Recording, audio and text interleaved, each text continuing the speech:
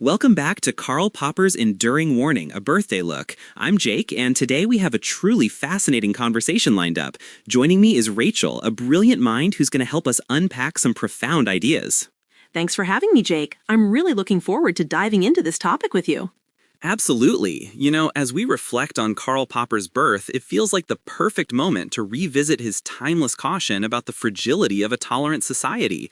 Specifically, we're going to explore what he called the paradox of tolerance and why his warning resonates so strongly even today.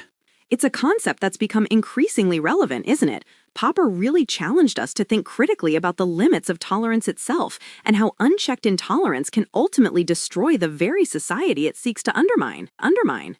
How did Popper articulate this challenge, Rachel? What was his central assertion regarding this paradox? Well, he put it quite starkly, stating that unlimited tolerance must lead to the disappearance of tolerance. It's a powerful statement, really. That's a profound thought. Can you elaborate on what he meant by that? What's the mechanism he envisioned where too much tolerance could actually be detrimental? Essentially, he argued that if a society extends unlimited tolerance to those who are inherently intolerant, those intolerant forces will eventually exploit that openness. They'll use the very mechanisms of a tolerant society to dismantle it from within. So it's not just about being nice to everyone, but understanding that some ideologies or actions are fundamentally incompatible with a tolerant framework. Precisely. He wasn't advocating for intolerance, but rather for the necessity of defending tolerance itself. He believed a tolerant society must be prepared to defend itself against intolerant forces to preserve its nature.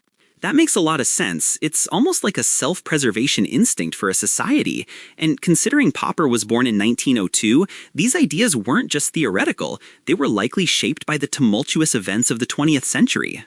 Absolutely. His insights were deeply rooted in the historical context of his time, witnessing the rise of totalitarian regimes. It gives his warning an even greater weight, knowing the real-world consequences he observed. And it's striking how relevant it remains today. We see discussions about the boundaries of free speech and the limits of acceptance in various contexts. Indeed, the paradox challenges us to critically evaluate where those boundaries lie. It's not about suppressing dissenting opinions, but about recognizing when certain ideologies actively seek to destroy the very foundation of open discourse. So what happens if a society fails to address intolerance proactively, according to Popper? He warned that if we extend unlimited tolerance, even to those who are intolerant, the tolerant will be destroyed, and tolerance with them. It's a stark reminder of the potential consequences. That's a powerful quote. It really drives home the idea that tolerance isn't a passive state, but an active defense. Exactly. It's about understanding that true tolerance requires a certain level of intolerance towards intolerance itself.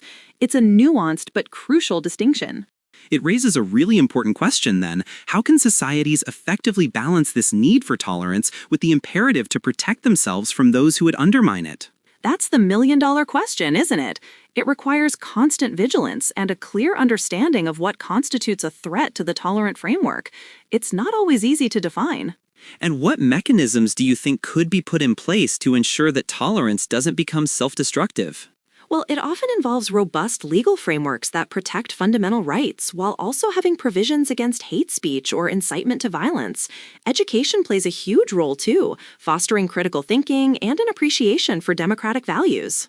So it's a multifaceted approach, combining legal, educational, and societal awareness. It's not a one-time fix, but an ongoing commitment. Precisely, and it's a conversation that societies continually need to have, especially as new challenges and forms of intolerance emerge. Popper's warning is a timeless call to action.